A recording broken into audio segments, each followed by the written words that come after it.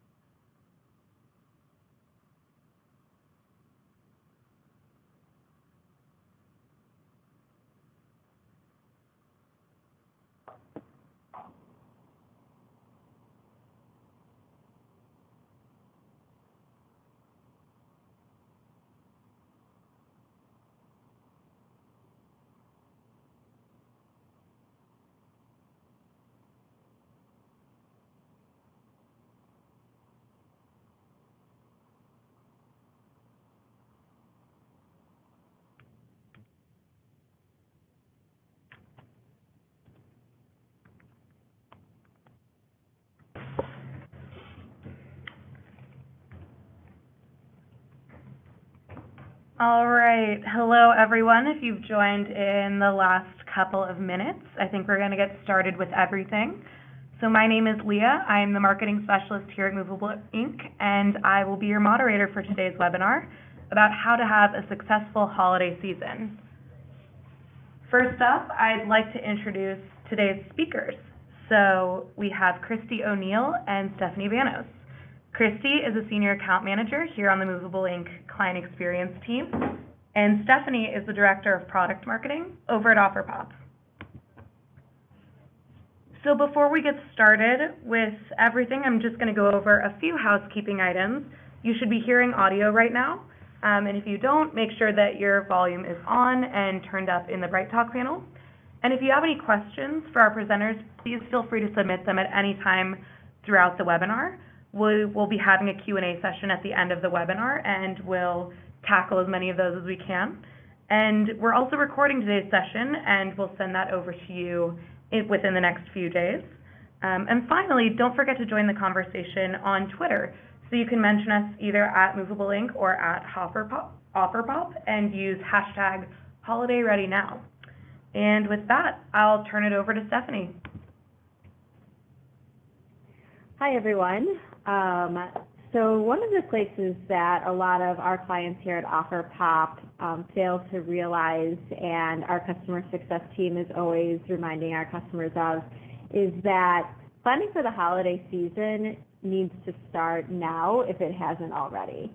And that's because once you get closer to the holiday season, this image here is what either the malls look like or your consumers' brains look like.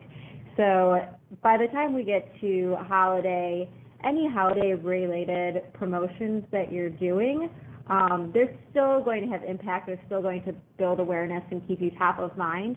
But in order to actually get complete attention from your consumers, it requires starting farther in advance before they're busy trying to figure out their grocery list, their travel plans, who they forgot about, and all of that noise.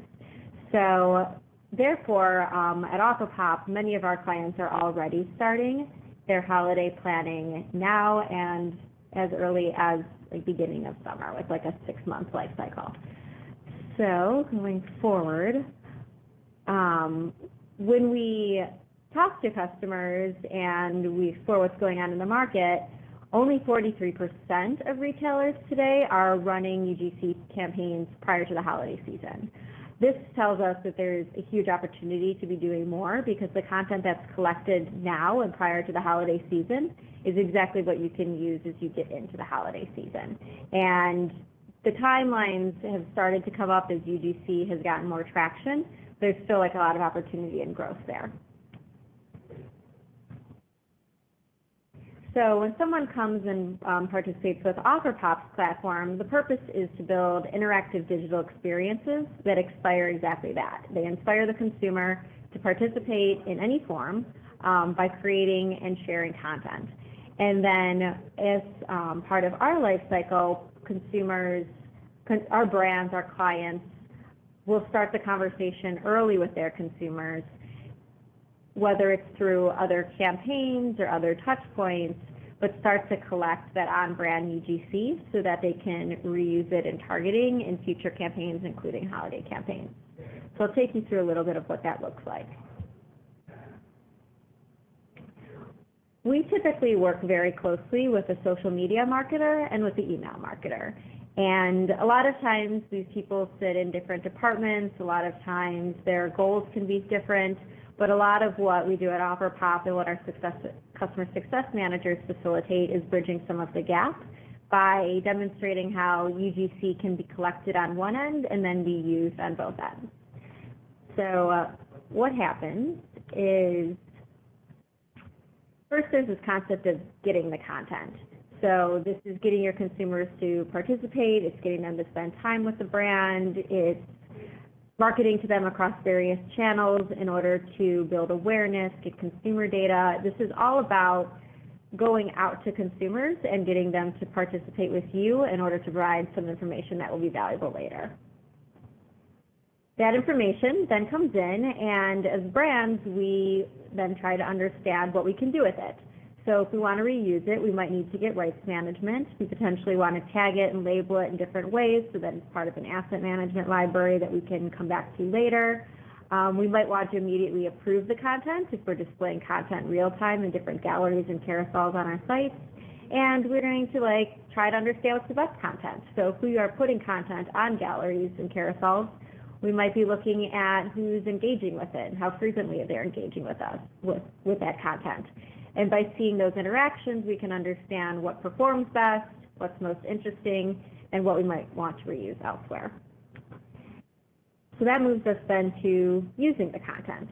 So whether we use the content, again, back on the social media side with the social media marketer for sponsored posts or social media targeting, there's a huge use just keeping that content all in the social media landscape. But then there's also that opportunity to partner with other teams, including email marketing, so that they can use the same content in emails and create a very seamless experience across channels. And then when we're starting to use content in email marketing, this opens up another channel for us to get more. So those email communications might have a call to action that involves collecting more user-generated content, or it might have other call to actions. But it's all around then that cycle back of getting the consumer back in participating with your brand. So when it comes to what to do around the holiday season and how to start this engagement early, what we see is that a lot of our clients are not necessarily leveraging all of the channels that they could be leveraging. So we always recommend taking an omnichannel approach. And it doesn't necessarily mean that with each campaign, every single channel needs to be involved. But if you're doing anything around branded hashtags and trying to build awareness there and collect content on those hashtags, there should be impressions in different places across different channels. So some of the best successes that we see in the retail space are when there's a postcard inside shipment collateral that is promoting either a current campaign or an evergreen hashtag. In-store signage is huge. It can be really neat to have, for example, like at a beauty counter, some signage, or maybe the mirror has like a head cut out on it and it's telling you to take your photo and share it immediately. The same sort of concepts can happen in fitting rooms, to snap a photo of yourself trying on something that you like and maybe would want to add to your wish list this holiday season. And then so those are all kind of your upfront, more tangible ways of having placements around getting content from consumers. And then there's other less obvious, less utilized channels that are still huge opportunities for impressions. So when that confirmation email is sent, that their shipment, that their purchase has been complete and is being processed, we often recommend putting placements there. Or when somebody is receiving their shipment email, having a placement there. One of the best things that I've seen happen in like my own past experience was where the fulfillment systems and the merchandising systems weren't at all integrated, but we knew that after 2 days, these states typically receive their shipments, and after 4 days, these other states typically receive their shipments. So what we were able to do is say, 2 days after the purchase or 4 days after the purchase, let's send an email to that consumer, assuming that those items had probably arrived in their home, and then comment more on those items and comment more on other campaigns that are going on. And what we actually saw was huge open rates because we were top of mind as a shipment was arriving or expected to arrive. And a byproduct of that was not just engagement on the campaigns themselves, but we saw higher keep rates on the items that were sent, and wonderful problem to have. So there's a lot of different creative ways to promote outside of just your typical digital channels. And some other things that we see as far as best practices are concerned is that the simpler it is, the better. So we highly advocate for a 3-step rule where any promotion that's being run to inspire consumer participation, whether it's signing up for something or providing user-generated content, is to state what exactly it is that you're looking for, state where they should go to do it. So if that's posting it, if it's clicking through to something to sign up, making that call to action extremely clear as the second step. And then the third step being encouraging anyone who's participating to then share with their networks. And over again, we see the most success with a simple 3-step process. Another thing that's really important, especially as it relates to UGC campaigns, is to always include example photos. This is one of those things that I consider to be like an empty restaurant philosophy. When you walk past a restaurant and you don't see anybody inside in the front window, you're less likely to walk in.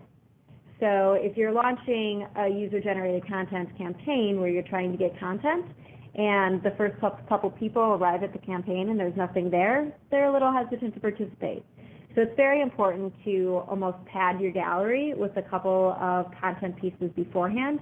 These could be potentially from past campaigns, or you could ask different people within your organization to participate, and this gives another opportunity for you to demonstrate what exactly it is that you're looking for.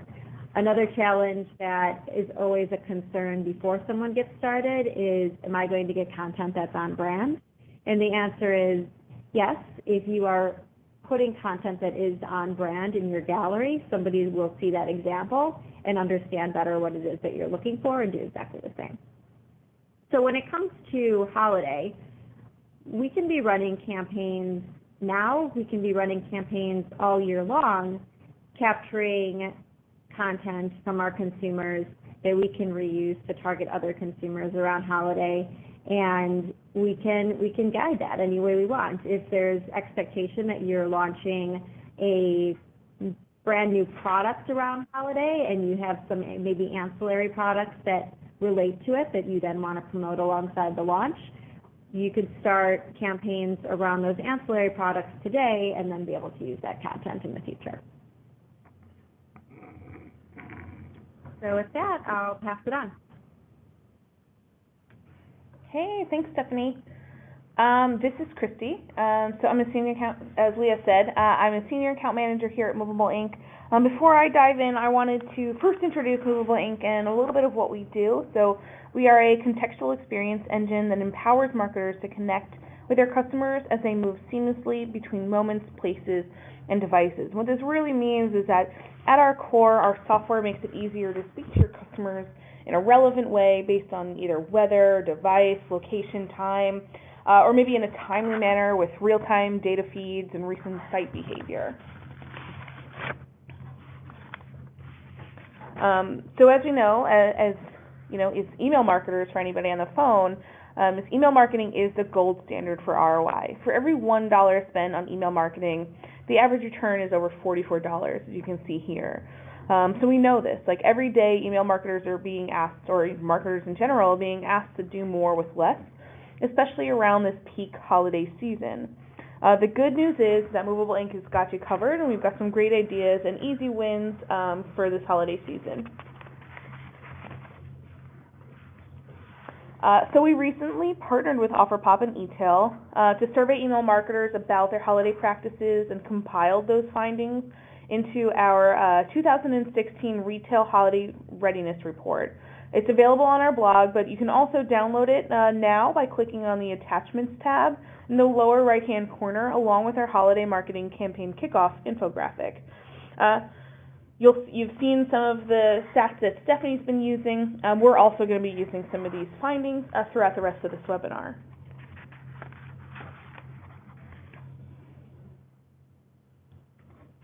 So we asked these email marketers, like when are you starting? What are your sort of strategies for holiday?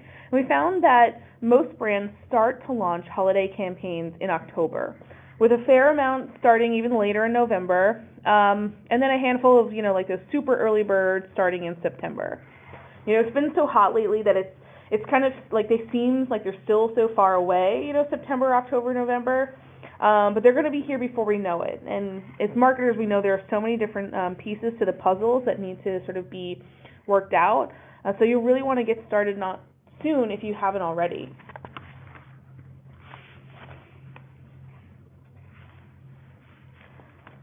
Especially given that, holiday represents so much more volume. So we've got more sends, more segments, more creative. So this can often inflate your average turnaround time. We've seen that these can vary significantly from client to client and program to program. We have clients that can turn around campaigns in, under 2 days, and we have clients that, will start planning now for, just an average deployment that they'll send about 3 months from now. So really taking into account, knowing your program, when you need to get started. It's never too soon to sort of loop in your account teams to get some of these strategies mapped out. So call us now is what we're trying to say. So we've taken, those average start times and average turnaround times. We've charted the below schedule. So in order to get your first campaigns out in October, like we said, it really is important to start mapping and strategizing now. So, having a holiday planning session on the calendar is going to be in your best efforts earlier rather than later. Mapping everything out ahead of time with your Movable Ink and OfferPop teams can really make for a smoother holiday season. So then we're getting into more strategies and tactics. So we asked marketers what their most popular tactics are, and what they do to sort of often improve results during this peak season. You can see here from the chart that's up on the screen that targeting offers for different customer segments was really popular, followed by A/B testing, definitely something that we always promote. But what I was surprised to see is that using consumer data to improve relevancy only scored with about 20%. Here at Movable Ink, that's probably our number one strategy for driving lift, marrying the data you have on file with the real-time contextual data, like location, weather, time, and device. At the moment of open has always worked at showing value. At the very least, every send should include some sort of A/B testing to ensure you deploy the right message. If the segmentation sounds messy, don't worry, Movable Ink can do all of that in real time. And then coming up here, bringing up the rear, also surprise, live inventory and pricing. So pulling in products that are actually still available on site using our automated process, pulling directly from your website. Real-time open data, targeting that segment, targeting that content, to the users to make it more relevant. They scored kind of low, but we feel like these are real areas for opportunity. Moving on to most popular email strategy. So this is, how are our email marketers sort of reaching those users? Definitely triggered based on behavior. So, like there's abandoned cart, abandoned browse. personalized recommendations based on historical purchase data. So they're pulling in, maybe they're working with Smarter HQ, they're working with Rich Relevance to pull in those recommendations into an email at the moment of send.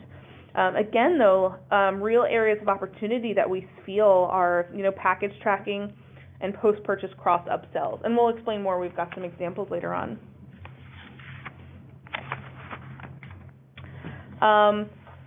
So how can you stand out in a crowded inbox this holiday season? Sorry for the overlap there. So in comparison to general emails, emails based on relevancy and personalization saw 18 times more revenue, 3 times higher click-through rates, 39% more opens, and 28% fewer unsubscribes. I think it will all come down here to creating that personal connection at a massive scale. So these numbers don't lie. Like, context and relevancy is really going to be key to further developing that. And now we have some examples to show you. So here we've got A/B testing. If you're not ready for an API integration, if you know your tech and your platform, you don't think that that's going to be something that you can turn around in time, at the very least you should be A/B testing. Otherwise, you're just putting a lot of eggs in one basket, like all of your eggs in one basket, and crossing your fingers that, this creative and this copy combination will produce great results. What I can say here from my 2 years here at Movable, we've been surprised so many times about which combinations have won, and it really just only helps to prove to us internally the value of testing. So you can test copy versus images, copy variations, CTA variation, really anything. Personalizing the purchase experience. Often this is, sort of like a throwaway email. We feel like there's real opportunity here. Movable Inc. is able to track the order status. So from orders been received, orders shipped. A lot of the delivery services have APIs that we can use and help to keep this real time, and also reduce the stress on your call centers. Keep your users in your workflow. Don't send them to a third-party site to track their shipping. And then once you have them coming back to this email multiple times to track that shipment status, pull in some real-time product recommendations or best sellers, and that's where we see that real cross-sell and upsell opportunity, because you're not wasting that volume and that audience size. So content based on browsing. So this is in early release now, but Movable Inc. has behavior apps, so you can ask your sales or account rep about them for more information, but essentially we're able to change the presented content based on the user's recent site behavior. So we can change your hero message and copy based on what I just browsed, and then pull in the last 3 products that I just browsed. It's really the ultimate automated personalized experience. And then you can really further drive that message home by pulling in Instagram feed, kind of like Stephanie had mentioned, pulling in your Instagram feed of other users wearing that product or wearing similar products. You're sort of going for the hard sell there and be like, hey, look at all these other great people and how they're using these products. Recommendations based on searches. Probably some of the easiest way to personalize is to pull in that site behavior. So we can either do this with the Movable Inc. behavior apps, but if you're already working with a third-party recommendation engine, we have and we could and have also worked with many of our clients' engines. So a lot of them have APIs, and what we're doing is adding on that personalized element and then making it real time. Great. Now it is time for some Q&A. So first up, so this first question is, do emails with multiple contextual elements outperform emails with a single element? I can take this one. So I would say we kind of restructured our entire billing model to sort of prove this point. We used to bill by module, and now we bill at all you can eat. What we were seeing is that customers that use more than one module in an email were seeing greater success, and we wanted to encourage them to do so. Great. Next up, this is a question about promotions. So what kind of incentives work best in holiday promotions? I'm sure we both have perspective there, but I can start with that one. What we tend to find is with holiday and any other season, the best promotions typically are ones that feel attainable. So a lot of our brands will have large grand prizes, right? Like a $5,000 shopping spree or a complete like makeover of your home, something like that, but then there's only one winner. And a lot of people will land on those sorts of campaigns and feel like odds are too low in return for what you're asking me to give you. And what we find then is whether doing one of those big hitting grand prizes or not, what resonates best is having a smaller, lower value but more attainable prize for everybody. This can typically be seen in something like anyone who participates gets a coupon, or anyone who participates gets an exclusive invitation to another event, and then one lucky winner or two lucky winners get the big thing. But by providing everyone with something that's more immediate and lower cost, ultimately to the retailer, we find that drives up participation significantly.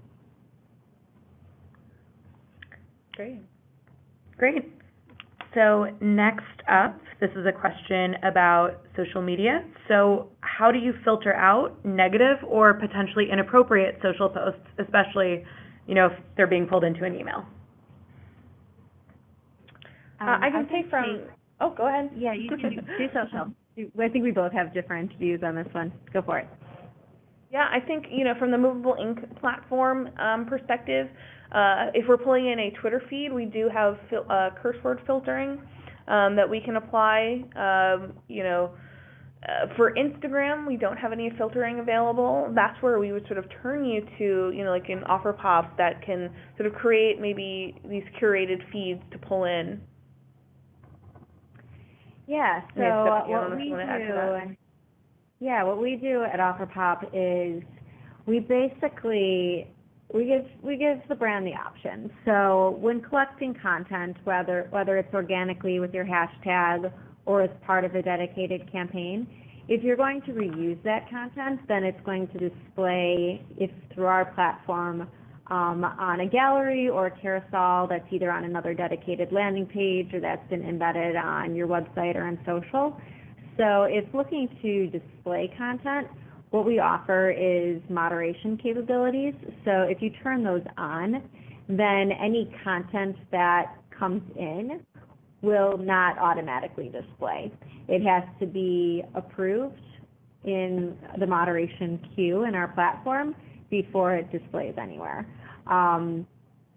Basically, it's a matter of preference.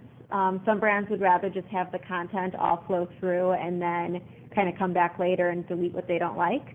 Others are a little bit more sensitive and prefer to have moderation on and then just have it as part of their workflow to go in regularly and approve content. Beyond that, we also encourage securing rights to reuse the content if that wasn't completely explicit when somebody participated in a campaign. And if you have moderation on, then one of the things that can happen is by approving, an automatic message is sent to the person who provided the content asking them to provide consent for you to reuse it. Different brands, again, like I said, have different philosophies, have different legal requirements, so we just make sure that our platform is able to cater to any of them. Great. Next up, are there certain demographic or psychographic attributes that perform best when personalizing content?